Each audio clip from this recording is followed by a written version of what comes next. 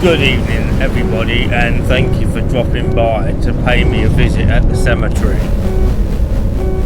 Today I've got a very special story lined up for you, written by one of the old-time greats, Getyaisha. And the title of this amazing story is called Exit 744. So, you know what to do. Sit back, relax, and listen.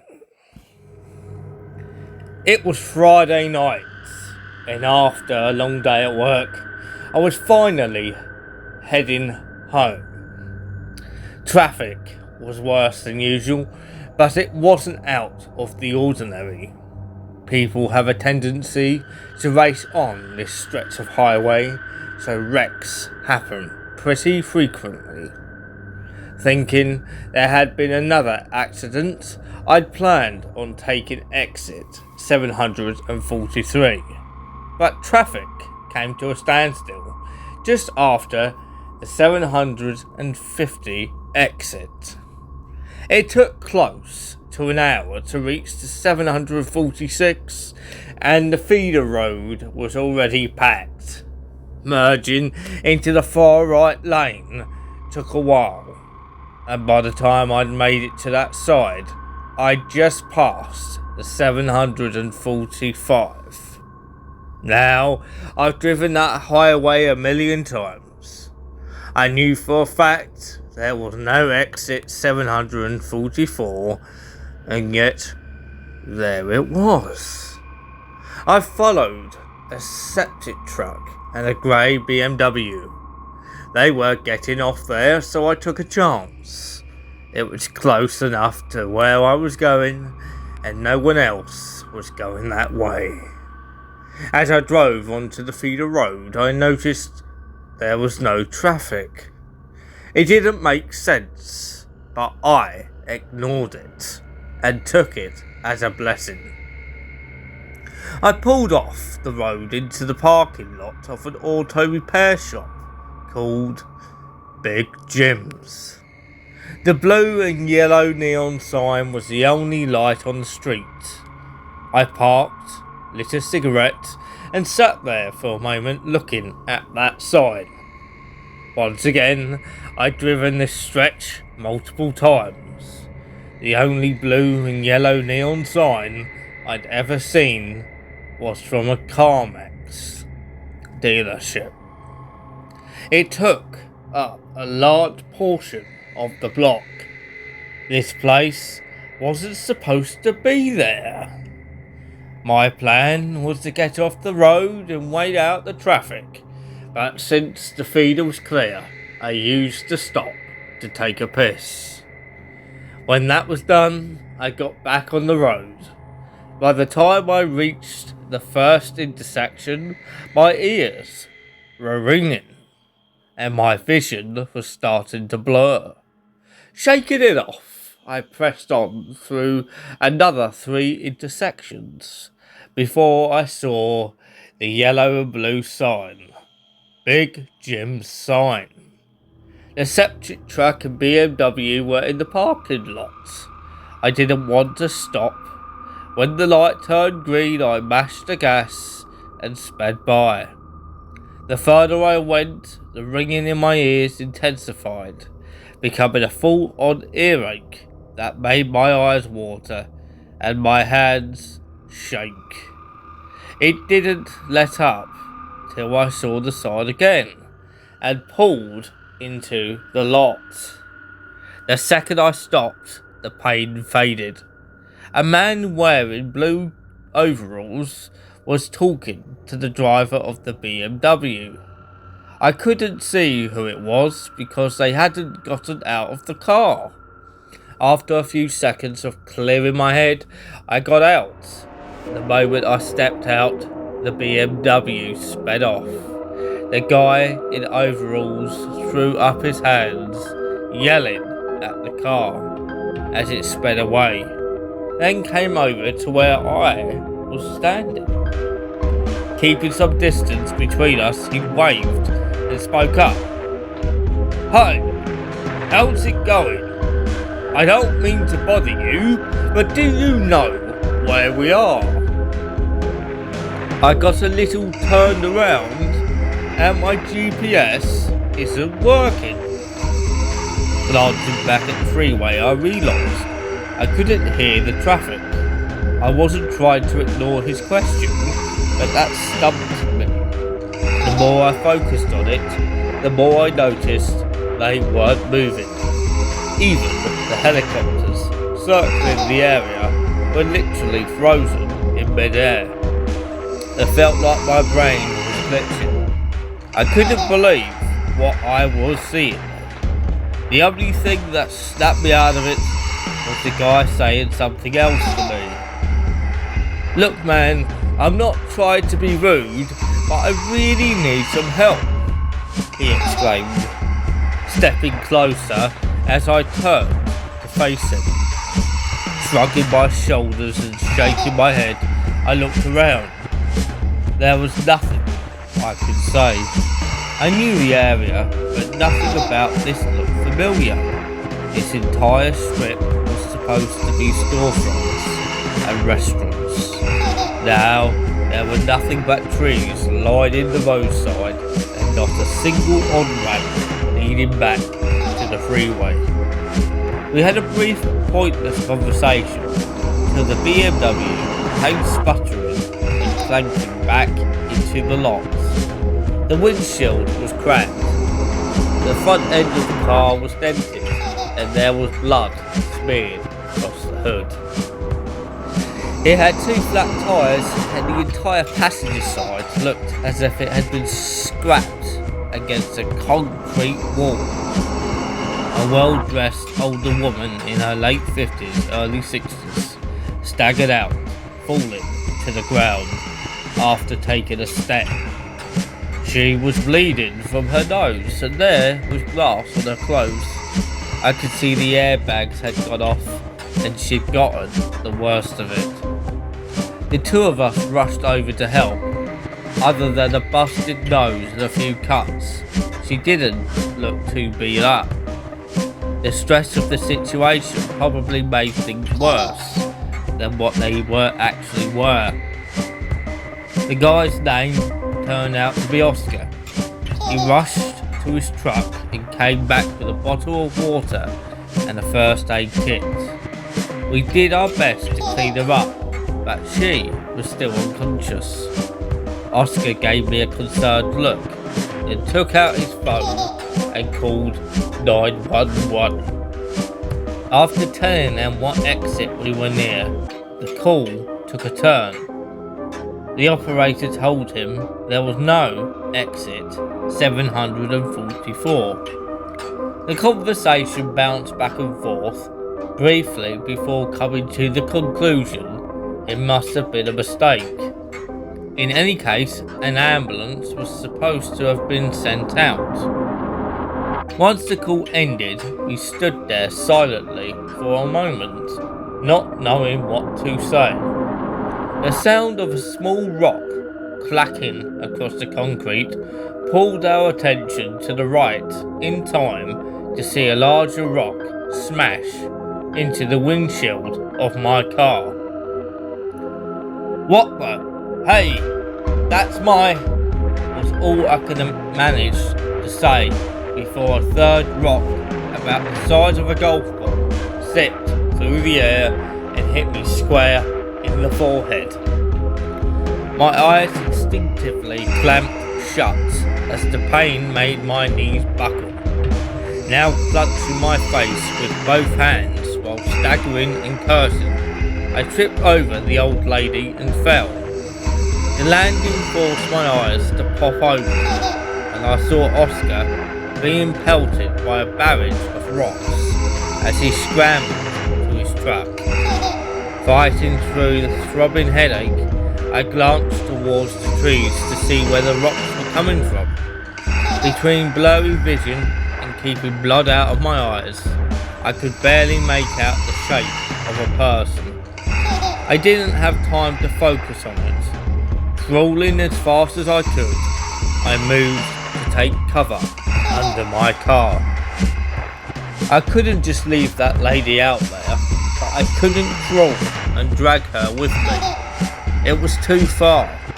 Her car was closer, but it was too low to the ground. The only option was the septic truck.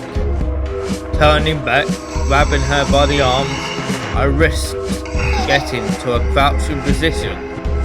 The moment I was on my feet, I got hit, but it was a glancing shot across my shoulder. I took 2 or 3 direct hits, getting her to the truck, and by the time we were both under it, I felt like I'd been in a fight. The rocks continued to fly for a while longer. Then, for whatever reason, they stopped. Dead silence. I couldn't even hear the wind. Closing my eyes, I tried to calm myself down. My heart was racing and my skull was throbbing. All I wanted was a moment of peace. An abrupt gasp, followed by a panicked scream, made sure that didn't happen. The old lady was awake and freaking out. She thrashed and kicked, mauling me as she slid her way from under the truck, getting up screaming, "Kidnappers!"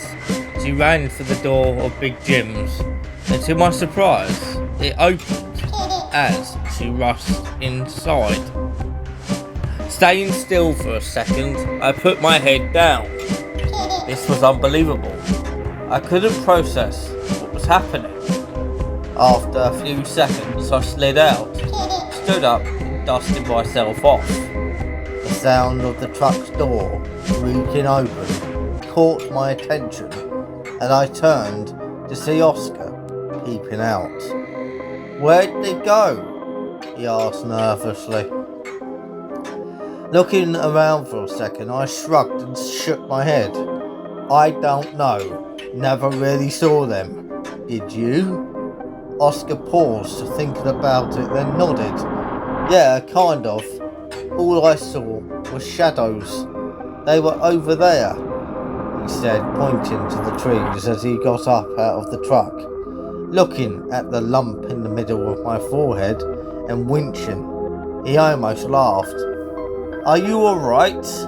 That looks like it hurts." I didn't have a response to that. My head was killing me, my car was wrecked, and that lady was probably calling the cops. "Fuck my life," I muttered to myself as I started walking towards the store. "Hey, where are you going?" Oscar called out, closing the door of his truck before falling in line behind me. My head was throbbing, so instead of raising my voice to talk, I just pointed at the store. I could hear him talking, but I wasn't paying attention to what he was saying after that. As we stepped through the door, he tapped me. "I'm telling you, there's something wrong with..." His words were cut short by the lady yelling. "That's them." Standing next to her was a tall, thin man with a bushy brown beard and long hair held back by an American flag bandana. He was wearing a blue and yellow uniform shirt with a name tag on it, so I assumed he worked there. He looked at us, then at her, and back at us, and shook his head. "Don't look like kidnappers to me. That one's got a Maynard on his head, and the other one's got his name on his overalls. You ain't a kidnapper, are you?" He paused to read the name on the overalls. "Oscar?" With a confused shake of his head, Oscar said, "No. See, I told you, there's something wrong with that lady," he announced, tapping me with the back of his hand before pointing at her. They were chasing me, that's how I wrecked my car," the the lady yelled, causing Oscar to throw up his hands in disbelief. I told you the first time, I wasn't following you. As a matter of fact, you drove up and started yelling at me in the parking lot. That guy saw you speed off, he blurted out, pointing at me. Seeing there was an argument about to break out. The guy behind the register stuck his fingers in his mouth and whistled so loud it made my ears ring. Let's calm down, he announced. Now Sonia here believes you chased her off the road and drove away, then this guy kept driving past her. He mentioned in my direction, then turned his attention to Oscar. What do you say happened? Hesitating for a second, Oscar looked around at everyone and pointed to himself in surprise. Oh, you're talking to me? Okay, let's see. When I got off the freeway, she was behind me. I pulled into the parking lot to set my GPS and call my dispatch to let them know I'd be getting back late. While I was standing outside the truck, she pulled up and started yelling at me. She said she was calling the police. Then that guy pulled in behind us and she sped off. The next time I saw her, she was messed up and her car was wrecked. Turning his attention to me, the guy behind the counter nodded his head. Alright, Bumpy, what's your role in this? Ignoring the new nickname, I held up my hands. I don't have a role. I don't know anything about anything. What is this? Who were those people and why can't I leave? Quickly drumming out a beat on the counter, the guy pointed at me and smiled an oddly disturbing smile. That, my good man, is the $1 million question, he announced excitedly. Drum roll, please. He called out before tapping out another beat, then standing up straight. You're all completely fucked. I don't know how you got here, but there's no turning back now. He laughed and held up his hands as if to present the place to us. My name is Buck, and I'm just as stuck as the rest of you, so don't bother asking questions. I'll tell you what the guy before me said when I got here. There's no other way. He shot himself in the head 2 days later. Everyone stood there silently for a second before Sonia angrily spoke out. What in God's name are you talking about? I just told you these men are trying to kidnap me. Call the police. Still smiling, Buck took his cell phone from his pocket and handed it to her. You can call whoever you like. They ain't ever gonna get here. Take my advice. Make yourselves comfortable and get used to the idea because it ain't changing no time soon. Of course, that statement didn't go over well with any of us. The room exploded with confusion, questions which resulted in Buck pulling a gun from under the counter. I said, make yourselves comfortable, or you can go back outside. It's your choice. Whatever you do, shut the fuck up when you do it. You're making too much noise. If those things come in here, please believe me, it's gonna be one of you before it's gonna be me. Raising his hand like a preschooler, Oscar asked, where's the restroom? Laughing, Buck shook his head and motioned to his left with the gun, and Oscar headed off in that direction. I couldn't take my eyes off the gun. Watching him wave it around so freely gave me a bad feeling. I guess he realised it was making everyone nervous because he finally put it away. Chuckling to himself, he told us it wasn't loaded, but I didn't believe him. Nothing about that situation seemed phony. He was going to shoot one of us. I could see it in his eyes. With that in mind, I shut my mouth and found a place to sit. Taking a second to really look around, I noticed there was next to no food in the place. A chip display with beef jerky on top of it and a small cooler with bottles of water and coke. Lastly, I focused on Buck. The tag on his shirt said Clifford. I couldn't tell exactly how old he was. I thought it was the lightning, but the more I watched, I noticed something. His age seemed to shift. There were moments he'd look old, and the next he'd appear to be around my age. It was very subtle, easy to miss if you weren't looking directly at him.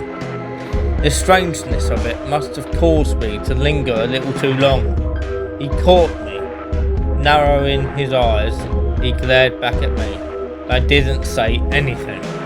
Instead, he hopped up from his seat and strolled over to lock the door. As he turned to face us, Sonia spoke up again. "Are all of you insane? What's wrong with you people?" Using the phone Buck had given her, she tried calling the police. The call went through and she explained her emergency. They assured her officers were on the way and she had to stay on the line. Buck laughed. "You might as well hang up. They're not coming. They can't. What part of that don't you understand?" Ignoring him, Sonia kept the phone pressed to her ear and went to stand near the door so she could see the parking lot. It wasn't long before Oscar came back from the restroom. Standing near the register, he looked at Buck and raised his hand again. Before he could say anything, Buck blurted out, "Stop that! What are you, 9? Just ask the damn question, son." Nodding his head, Oscar spoke. "Why did those people attack us?" Buck looked at him for a second, then dug in his pocket, pulled out an old-looking tobacco pouch, and proceeded to roll himself a cigarette. Lighting it while taking a dramatic drag, he exhaled and strolled back to his spot behind the counter. "Those ain't people out there. Well, not really. They look like us at first, but the truth comes out after a while. I call them feeders. They're sort of like garbage men. They eat the dead bodies. They probably thought old Sonia here was DOA. The rocks were to scare you off so they could take her. When she popped up and started screaming, they took off. I wouldn't worry about them. They're pretty much harmless." The room went silent. Even Sonia looked thrown off by what she'd just heard. Shaking his head, Oscar looked at his truck sitting outside, then back at Buck. "So I could get back in my truck and drive out of here without getting attacked." Taking a seat and kicking his feet up on the counter, Buck nodded and Oscar headed straight for the door. As he unlocked it and stepped out, I asked if I could ride with him, and he agreed. When I got up to follow him out, Buck stopped me. "I wouldn't do that if I was you. If he goes alone, he's going to end up back here. If you go with him, only one of you is coming back. Believe me, friend, you don't want to see what's out there." Shrugging off his claim, I hurried out to the parking lot, spotting Oscar standing a few feet from his truck. He was still as a statue, staring straight ahead. When I glanced to see what he was looking at, my jaw dropped. The freeway was gone, replaced by unending darkness, and a single road dimly lit by flickering streetlights. Slowly backing towards me, Oscar started muttering something I couldn't make out at first. Then, in an instant, he turned and yelled, "Run!" I didn't see anything behind him till it was too late. A fleshy orb around 3 feet tall was rolling across the ground chasing him. He'd taken 1, maybe 2 steps in my direction before that thing went airborne, uncurling itself. It was a mass of tendrils reaching out from a circular mouth filled by rows of needle-like teeth. I'd barely taken a step back before it landed on his back, engulfing him from his shoulders to his knees. Letting out a gasp, he fell as the sound of his bones snapping filled the air. I didn't want to see it, but I couldn't look away. Still backing towards the door, I watched his body be obliterated till a second orb came rolling towards me. Without hesitation, I darted inside and locked the door. "What the fuck was that?" I yelped, turning to see Buck shaking his head, and Sonia passed out on the floor. "Told you not to go out there," Buck replied, looking over the counter at Sonia. She fainted when the balls came out. He chuckled. They always do. He followed up laughing at his own joke. Shaking my head, I turned to look outside. The orb that was chasing me sitting a few feet from the door. Its body was a constantly writhing mass, pulsating to an odd rhythm. The damn thing seemed to be looking at me, but I couldn't see any eyes. When I moved, it moved, shifting at my slightest twitch. "What is that?" Pointing at it, I turned to get an answer from Buck, who was now leaning over the counter, pouring water on Sonia to wake her up. As she gasped and came to, he glanced up at me, then at the thing outside and shrugged. "Your guess is better than mine. That's a new one. I haven't seen one of those before." Mouthing his words back to myself, I closed my eyes and rubbed my temples. The sound of Oscar's bones breaking was stuck in my mind. Something about that meaty snapping etched itself into my memory. If my stomach wouldn't have been empty, I probably would have puked. Dry heaving a little, I shook it off and opened my eyes. I'd never seen anyone die before. The shock of it washed over me and left me speechless for a moment. I could hear Buck and Sonia talking, but it was just background noise to the ringing in my ears. After a few seconds it faded, and the first thing I heard was Buck saying, "You don't look so good, Chief." Blinking and shaking my head, I snapped out of it. "I need to lay down," was all I managed to say before my knees buckled and dropped. Instead of checking on me or even asking if I was alright, the two of them went back to arguing over the phone. The odd thing was, I hadn't passed out. I was awake, but I couldn't move. Lying there listening to them, I started to panic. I wanted to scream for help, but no words would come out. Fighting to suck in a breath of air, every muscle in my body tensed, and I sat up gasping. Wheezing and coughing, I looked at the two of them, staring back at me with shocked expressions. "Why didn't you help me? You said you needed to lay down, and you laid down. Help you with what?" Buck replied. Sonia didn't say anything, but she gave me a strange look. Trying not to yell, I winced. "I didn't lay down. I fell. There's a difference." Smirking, Buck shrugged. "Different methods, same results. I don't see the problem." I couldn't argue. I didn't have the energy for it.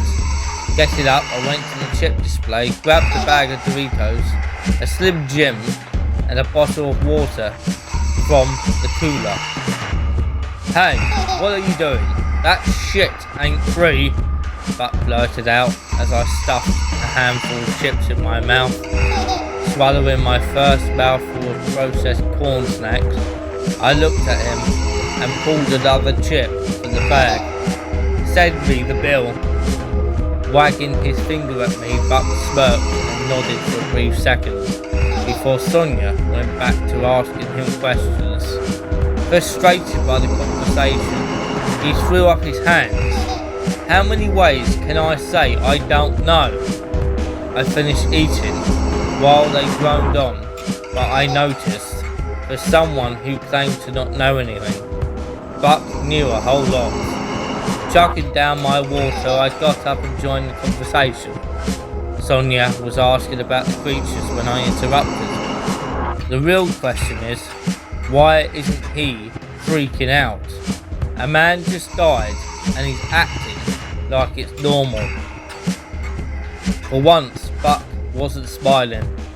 Putting out his cigarette, he got up from his seat, shifting his eyes between Sonia and me. He shook his head, then grabbed the gun from under the counter.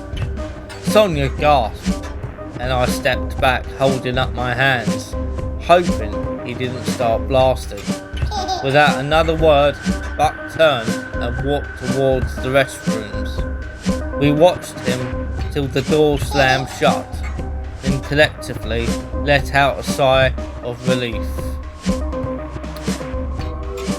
"What are we going to do?" Sonia muttered nervously, rubbing her hands together. I turned to glance at the door, noticing the creature was gone. The parking lot was empty aside from one of Oscar's work boots that had fallen off when he was attacked. Pulling my car keys out, I pressed the alarm button on the remote and watched to see if anything happened. After waiting what I felt was a decent amount of time, I stopped the alarm. Nothing attacked. I was almost certain I could get to my car. Even if I couldn't drive out of here, the tyre iron in my trunk might come in handy. Plus, I left my smokes in the cup holder. Using the remote, I popped the trunk and unlocked the doors. Then turned my attention to Sonia. "I'm going to run to my car. Can you do me a favour and hold the door open for me so I could run back inside if anything happens?" "No, I'm not doing that. You saw what happened out there. What if those things come back?" she replied, folding her arms across her chest as if to double down on her answer. I should have guessed she wouldn't help. Taking a deep breath, I unlocked the door and rushed out, moving as fast as I could. I crossed the lot, grabbed everything I needed, and was about to run back when a low, rumbling sound stopped me in my tracks. I couldn't see anything, but whatever it was, it had to be massive. The ground beneath my feet was vibrating to its approach. I wasn't sticking around to see it. Running full speed, I darted back inside the shop and locked the doors. "Thanks for the help," I said sarcastically, before turning to see Sonia sitting near the counter drinking a soda. She shot me an equally sarcastic smirk, then picked up one of the outdated magazines from the waiting area table. Once I got comfortable, I happened to glance at the clock above the door. It was 9:35. That couldn't be right. I remembered checking the time before I got out of my car, and it was 9:35. It had been at least 2 hours since then. It should have been close to midnight. Turning my attention to Sonia, I spoke up. "Hey, do you happen to have the time?" Looking up from the magazine she was reading, Sonia checked the clock, gave it a confused double take, checked her watch and confirmed it was 9:35. I was still having a hard time wrapping my mind around the situation. And just when I thought shit couldn't get any worse, Buck came out of the restroom. Gun in hand, he strolled to the centre of the room and cleared his throat. "Sonia," he said, turning to face her, "hate to see you go, but I love watching you leave." Before she could react to what he'd said, Buck raised the gun and shot her in the head. There was nowhere for me to go. To my left, there was a car battery display, and to my right, there were 2 aisles of random stuff like air fresheners and wax. My only other option was to risk getting shot in the back trying to run out of the door. That moment of confusion was all it took. It was too late. He was aiming at me, smiling. Lowering the gun, Buck looked over at Sonia, twitching on the floor, then back at me. "Well, Bumpy, it looks like it's just you and me now. The thing is, I don't want to be here anymore, but somebody's got to do it." Raising the gun and putting it to his own head, he smirked. "I didn't think you'd have it in you to kill old Sonia, so I did it for you. Good luck." "Wait!" I blurted out, hoping he would, but it didn't work. There was no slow motion effect. In the blink of an eye, his head snapped to one side and he dropped. The smell of gunpowder and scorched brain hung in the air. As I stood there with ears ringing in a state of complete shock, dazed and confused, I turned around, unlocked the door, and stepped outside. The low rumbling was gone, and the dead silence was almost calming. I don't know how long I stood there staring at the flickering lights lining the road before the feeders approached. I didn't budge. I stood by watching as pharaoh-looking men and woman came shambling out of the darkness. I expected them to attack, but they hobbled past me into the store and came out carrying the bodies. I watched them vanish into the surrounding trees, not realising one of them was still behind me. When I turned to walk back inside, I came face to face with a woman. She was a little taller than me, but walked with a slight stoop that put us at eye level. She grunted, "Thank you," through gnarled brown teeth, then patted me on the shoulder and hurried off to join the others. I think it's been a few days since then. Time doesn't move the same here, so I'm not exactly sure. I can't leave this place. I've tried walking, running and driving, but it all ends the same. On the upside, I found a notebook. Apparently, we weren't the first people to end up here with Buck. There were at least 6 others. Some he killed, others were taken by creatures from the outside. If this works, I might share what's in the notebook. I'm recording this on my phone and posting it. The internet works, but I'm not sure if anyone will hear it. If by chance someone somewhere does get this, my name is Travis and I'm trapped. Please send help.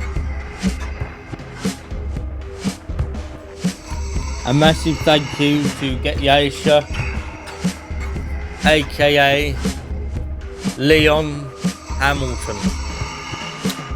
Thank you so much, my old friend, for sending me this fantastic story that you've written, and for always contributing and for always being a supporter and a friend of my channel and of myself. So, if you haven't subscribed already, please do. If you want to listen to more stories like this, read by me, your host, Dr. Hursts in the Cemetary. So, until the next time we meet, stay safe and stay sane.